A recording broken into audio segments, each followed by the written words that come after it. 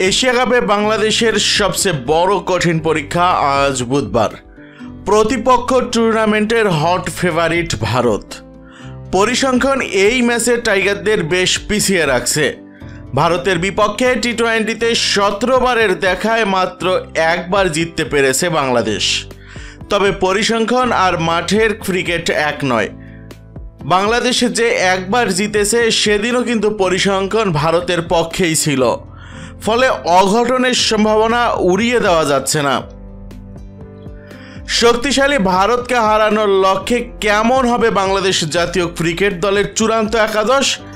ম্যাচের 2 দিন আগে অনুশীলনে কিছুটা দুশ্চিন্তা তৈরি হয়েছে অধিনায়ক লিটন দাসকে নিয়ে। পিঠে টান পড়েছিল তার, তবে চোট ততটা গুরুতর নয়। ফলে লিটনকে নিয়েই একাদশ সাজানোর পরিকল্পনা টিম ম্যানেজমেন্টের। একাদশে একটি পরিবর্তন আসার সম্ভাবনা প্রবল। শ্রীলঙ্কার বিপক্ষে জয় পেলেও ওই ম্যাচে যাচ্ছে তাই বোলিং করেছেন শরীফুল ইসলাম। 4 ওভারে খরচ করেন 49 রান। তার বদলে আজ একাদশে আসতে পারেন তানজিম হাসান সাকিব। ভারতের বিপক্ষে এই পেস বোলিং অলরাউন্ডারের রেকর্ডও বেশ ভালো।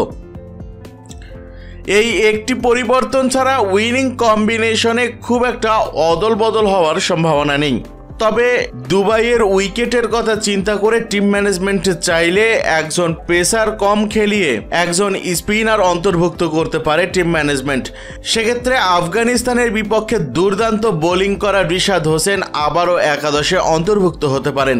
আর তেমনটা হলে তানজিম হাসান সাকিবের একাদশে ফেরা আর হচ্ছে না, কিন্তু এই সম্ভাবনা খুবই কম। কেননা ভারতের বিপক্ষে 4টি ম্যাচ খেলেছেন রিশাদ হোসেন, যেখানে তার ইকোনমি রেট প্রায় 14-র উপরে। এমন বাজে রেকর্ডের পর নিশ্চিতভাবেই তানজিম হাসান সাকিব একাদশে এগিয়ে থাকবেন। তাহলে চলুন জেনে নেওয়া যাক বাংলাদেশের সম্ভাব্য একাদশে কারা কারা থাকতে পারেন।